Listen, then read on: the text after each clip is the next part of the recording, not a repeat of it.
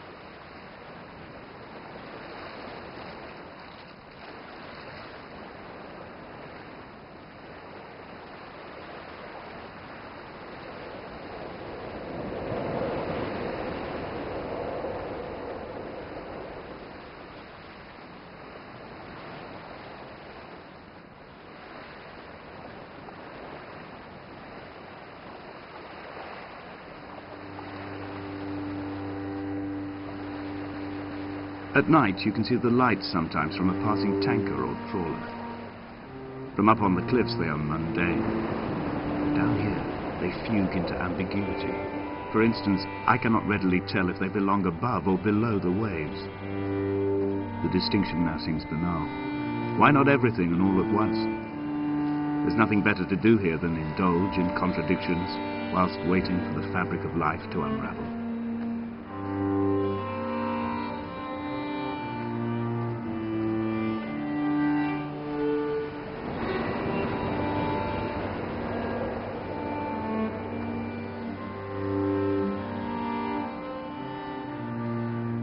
The mount is clearly the focal point of this landscape. It almost appears so well placed as to be artificial. I find myself easily slipping into the delusional state of ascribing purpose, deliberate motive to everything here. Was this island formed during the moment of impact? When we were torn loose from our moorings and the seatbelts cut motorway lanes into our chests and shoulders, did it first break surface then?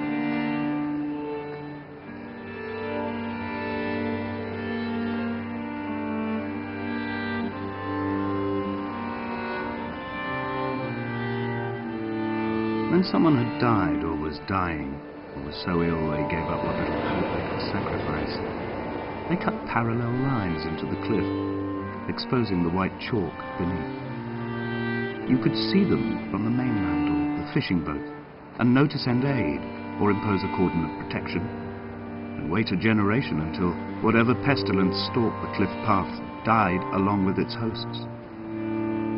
My lines are just for this. Keep any would-be rescuers at bay. The infection is not simply of the flesh.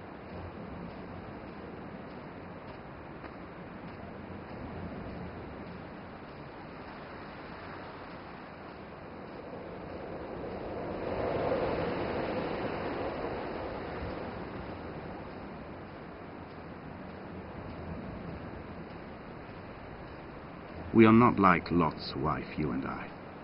We feel no particular need to turn back. There's nothing to be seen if we did.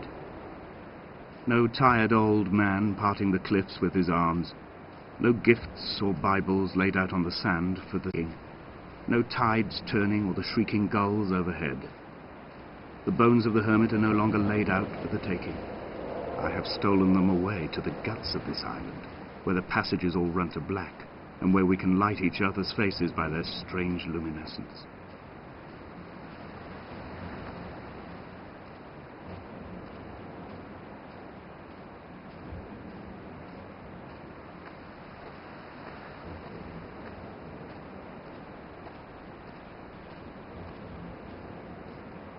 Dear Esther, I met Paul. I made my own little pilgrimage. My Damascus, a small semi-detached on the outskirts of Wolverhampton. We drank coffee in his kitchen and tried to connect to one another. Although he knew I hadn't come in search of an apology, reason or retribution, he still spiraled in panic, thrown high and lucid by his own dented bonnet. Responsibility had made him old. Like us, he'd already passed beyond any conceivable boundary of life.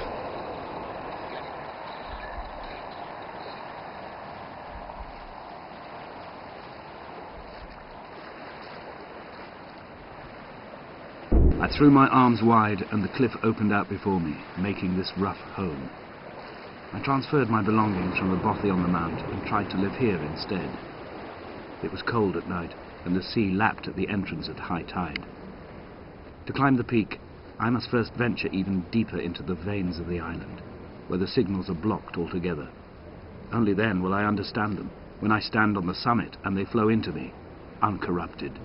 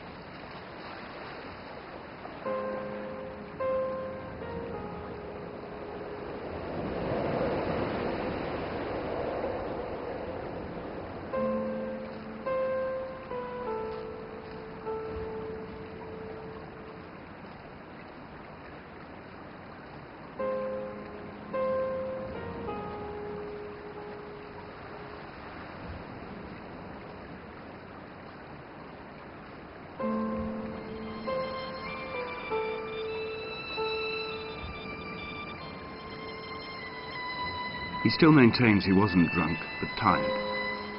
I can't make the judgment or the distinction anymore. I was drunk when I landed here, and tired too. I walked up the cliff path in near darkness and camped in the bay where the trawler lies beached. It was only at dawn that I saw the bothy and decided to make my temporary lodgings there. I was expecting just the aerial and a transmitter stashed in a weatherproof box somewhere on the mount. It had an air of uneasy permanence to it. Like all the other buildings here, erosion seems to have evaded it completely.